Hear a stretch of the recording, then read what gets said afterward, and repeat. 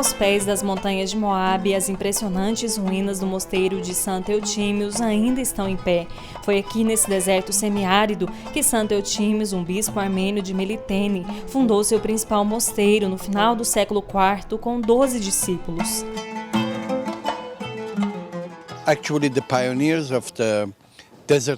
Na verdade, os pioneiros do monaquismo no deserto foram os armênios, e a figura mais famosa é Santo Eutímios. Nós encontramos em fontes gregas que existiam centenas de monges armênios no deserto, além, é claro, dos gregos, capadócios e georgianos. Este movimento levou dezenas de milhares de monges para a Judéia e montanhas Moabe, especialmente para o deserto entre Belém e Jericó. Um grande número de monges eram armênios e alguns destes tornaram-se superiores de ilustres mosteiros. Nestes mosteiros, durante o V século, foi traduzido o Lecionário de Jerusalém na língua armênia, produzindo um livro notável e único chamado Lecionário Armênio. Este é o primeiro documento desse tipo na Terra Santa, estabelecendo os detalhes específicos da liturgia nos lugares santos, com a intenção de ser um guia para os monges e adoradores daquele tempo. Assim, os armênios preservaram muito dos ritos tradicionais da igreja primitiva de Jerusalém, que levaram também à Armênia. Nos tempos apostólicos, a Armênia foi evangelizada pelos apóstolos Judas Tadeu e Bartolomeu. Durante séculos, o cristianismo foi praticado na clandestinidade, até se tornar a religião oficial do país em 301, pelo edito do rei Tiridate III. The Armenians were the first nation. A Armênia foi a primeira nação a adotar o cristianismo como religião do Estado. Não como um país, mas como uma religião do Estado. Quando o rei se tornou cristão, ele foi batizado por São Gregório, o Iluminador. A partir do ano 301, peregrinos armênios se deslocaram em massa para a Palestina, viajando através do país até lugares distantes como o Sinai. A presença deles está documentada nas cartas de São Jerônimo em 386.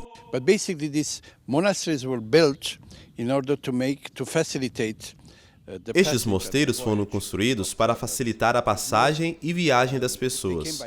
Muitos vinham de navio e chegavam a Jafa, isto é, por via marítima, mas algumas pessoas chegavam por terra e tinham como albergue os mosteiros que estão em Alepo, Lataquia e Gaza. Alguns peregrinos deixaram caros memoriais, como ornados pisos de mosaico, que são testemunho da passagem deles pela Terra Santa.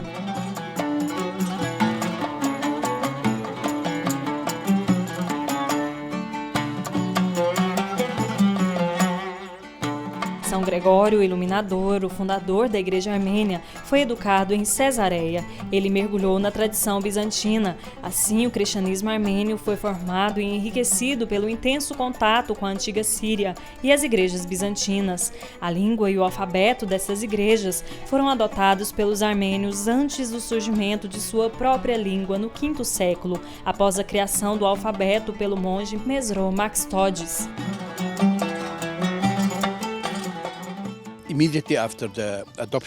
Logo depois da adoção do cristianismo, os armênios quiseram ter seu próprio rito, e eles inventaram um. Além disso, a Igreja Armênia foi profundamente inspirada por sua experiência na Terra Santa.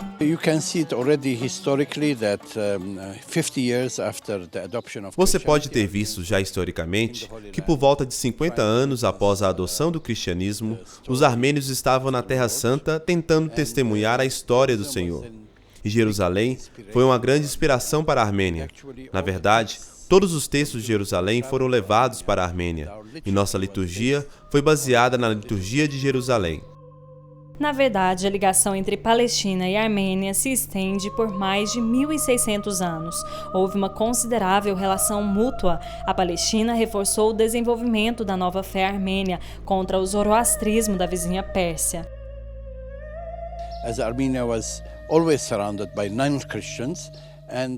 A Armênia foi sempre cercada por não cristãos, e para impor sua identidade, desenvolveu e aprofundou sua identidade cristã.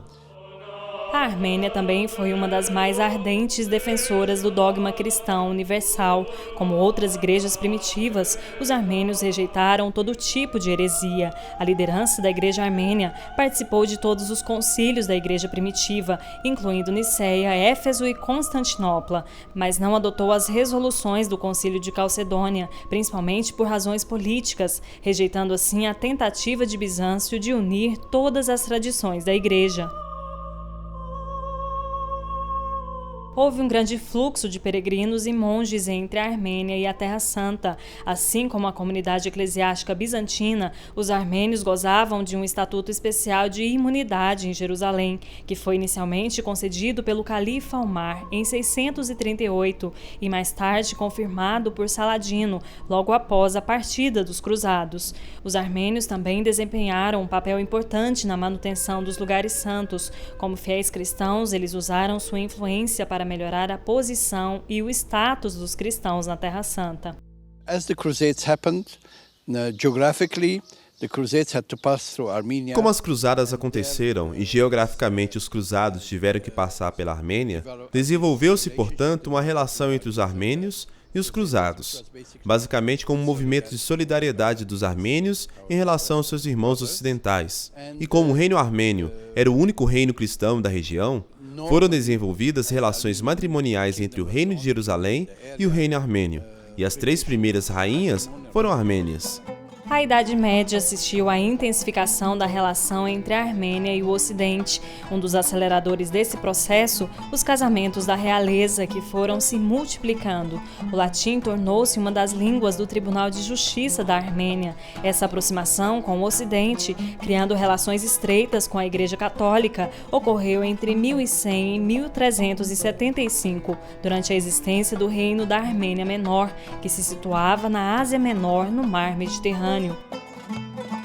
We had communities of Italians, Venetians, Pisans and Houveram comunidades de italianos, venezianos, genoveses e pisianos no reino armênio no século XI e XII. Essas relações com a Itália continuaram. Por isso, com a Itália e a França, temos pelo menos 1000 anos de relacionamentos.